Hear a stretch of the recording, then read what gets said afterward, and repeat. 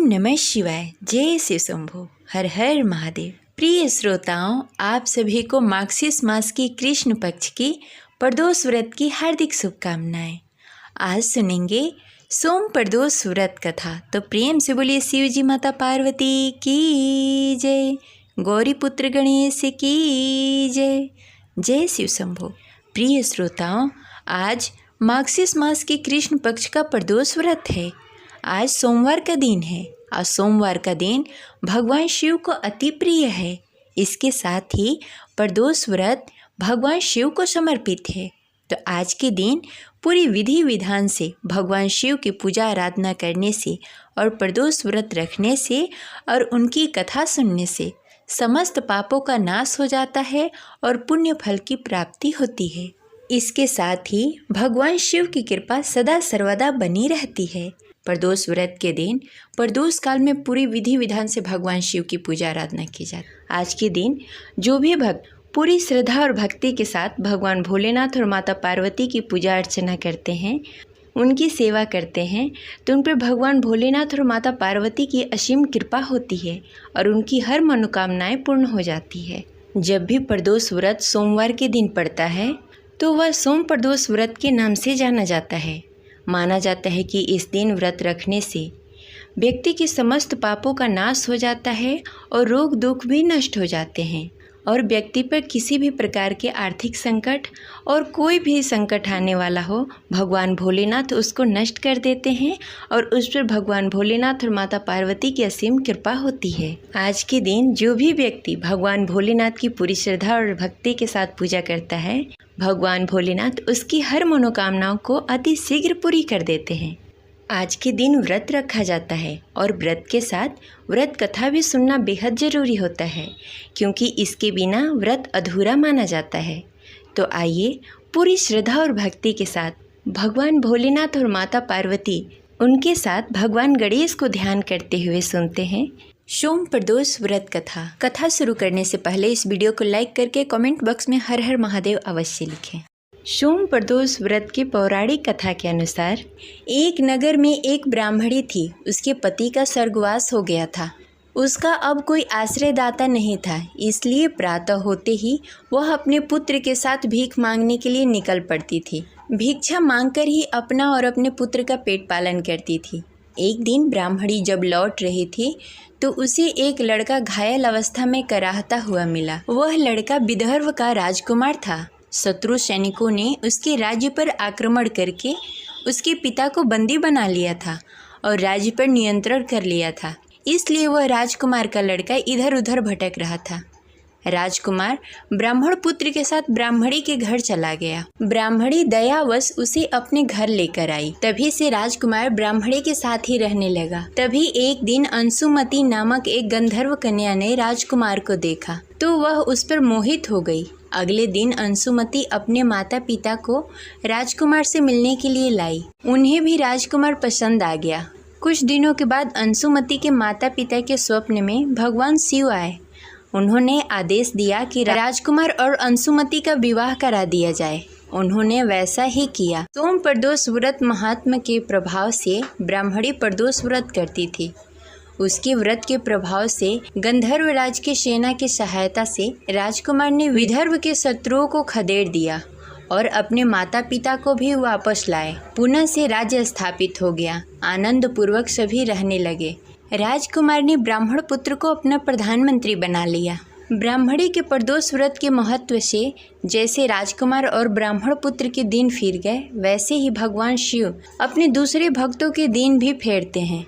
अतः सोम प्रदोष व्रत करने से सभी भक्तों का कल्याण होता है और उनकी सारी मनोकामनाएं पूर्ण होती है। सोम प्रदोष के दिन भोलेनाथ के अभिषेक करना बहुत ही शुभ माना जाता है और भगवान शिव का विशेष श्रृंगार किया जाता है। इस दिन सच्चे मन से भगवान भोलेनाथ की पूजा अर्चना करने से उसकी मनोवांछित फल प्राप्त होता है। किसी भी लड़का या लड़की किसी के शादी में जो अड़चनें आ रही हैं, इस व्रत से वो अड़चन दूर हो जाती है और संतान सुख की प्राप्ति होती है। इस प्रकार सोम प्रदोष व्रत की पौराणिक कथा संपन्न हुई। तो चलिए सुनते हैं भगवान शिव की दूसरी कथा। पूर्व काल में चित्रभानु नामक एक शिकारी था। जानवरों की हत्या करके वह अपने परिवार का पालन पोषण करता था। वह एक साहूकार का कर्जदार था, लेकिन शिकारी साहूकार का ऋण नहीं चुका सका। इस कारणवश साहूकार ने शिकारी को शिव मठ में बंदी बना लिया। संयोग से उस दिन शिवरात्रि थी। शिकारी ध्यान मग्न होकर शिव संबंधित धार्मिक बातें सुनता रहा। चतुर्थी को उसने शिवरात्रि की कथा भी सुनी। संध्या होते ही साहूकार ने उसे अपने पास बुलाया और ऋण चुकाने के विषय में बात की। शिकारी अगले दिन सारा ऋण लौटा देने का वचन देकर बंधन से छूट गया। अपनी दिनचर्या की भांति वह जंगल में शिकार के लिए निकला, लेकिन दिन भर बंदी गृह में रहने के कारण भूख प्यास से व्याकुल था। शिकार करने के लिए वह एक तालाब के किनारे बेल वृक्ष पे पड़ाव बनाने लगा। बेल वृक्ष के नीचे शिवलिंग था जो बेलपत्रों से ढका हुआ था। शिकारी को उस शिवलिंग के बारे में पता न चला। पड़ाव बनाते समय उसने जो टहनियाँ तोड़ी वह संयोग से शिवलिंग पे गिरी। इस प्रकार दिन भर भूखे प्यासे शिकारी का व्रत भी हो गया और शिवलिंग पे बेलपत्र भी चढ़ गए। एक प्रहर रात्रि बीत जाने पर एक गर्भवती मिर्गी तालाब पर पानी पीने पहुंची। शिकारी ने धनुष पर तीर चढ़ाकर ज्यों ही प्रत्यंचा खींची, मिर्गी बोली, मैं गर्भवती हूँ, शीघ्र ही प्रसव करूँगी। तुम एक साथ 2 जीवों की हत्या करोगे, जो ठीक नहीं है। मैं अपने बच्चे को जन्म देकर शीघ्र ही तुम्हारे सामने प्रस्तुत हो जाऊँगी, तब तुम मुझे मार लेना। शिकारी ने प्रत्यंचा ढीली कर दी और मिर्गी झाड़ियों में लुप्त हो गई। कुछ ही देर बाद एक और मिर्गी उधर से निकली। शिकारी के प्रसन्नता का ठिकाना न रहा। समीप आने पर उसने धनुष पर बाण चढ़ाया। तब उसे देखकर मिर्गी ने विनम्रता पूर्वक निवेदन किया, हे पार्थी, मैं थोड़ी देर पहले ही ऋतु से निवृत्त हुई हूँ। कामतुर विरहिणी हूँ, अपने प्रिय की खोज में भटक रही हूँ। मैं अपने पति से मिलकर शीघ्र ही तुम्हारे पास आ जाऊंगी। शिकारी ने उसे भी जाने दिया। 2 बार शिकार खोकर उसका माथा ठनका। वह चिंता में पड़ गया। रात्रि का आखिरी प्रहर बीत रहा था।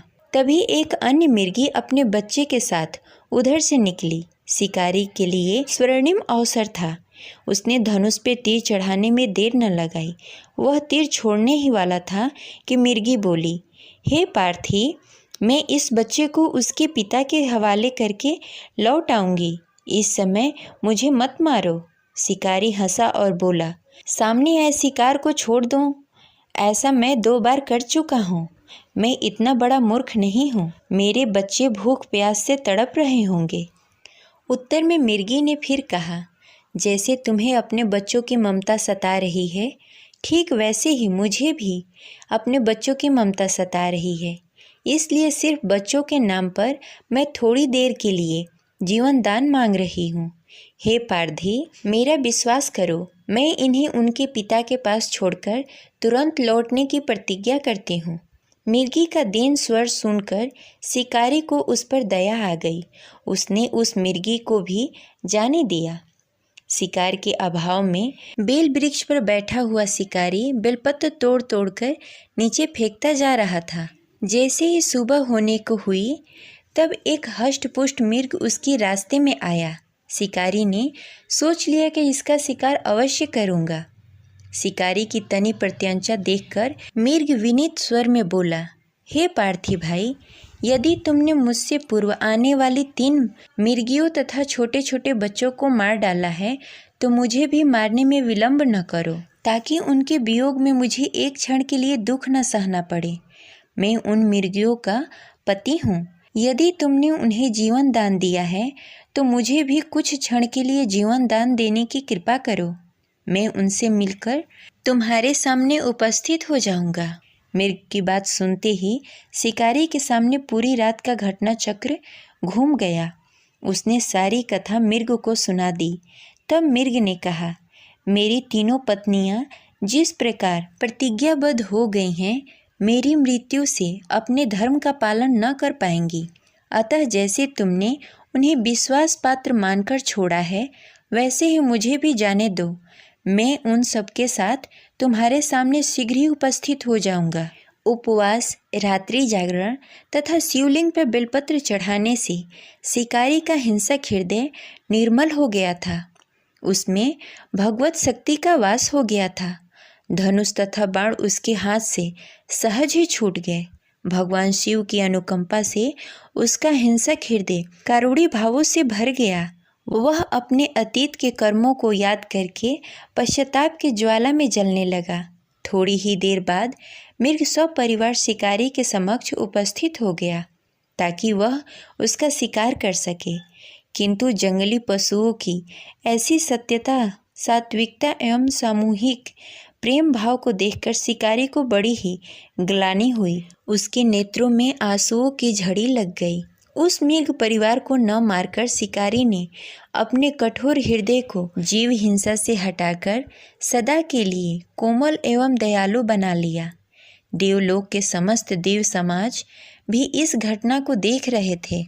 उनके ऐसा करने पर भगवान शंकर ने प्रसन्न होकर तत्काल उसे अपने दिव्य स्वरूप का दर्शन कराया तथा उन्हें सुख समृद्धि का वरदान देकर निषाद राज गुह नामक नाम प्रदान किया। यही वह निषाद राज गुह था जिसके साथ भगवान श्री राम ने मित्रता की थी। इस प्रकार यह कथा संपन्न हुई। तो प्रेम से बोलिए शिव जी माता पार्वती की जय। जय शिव शंभु। हर हर महादेव।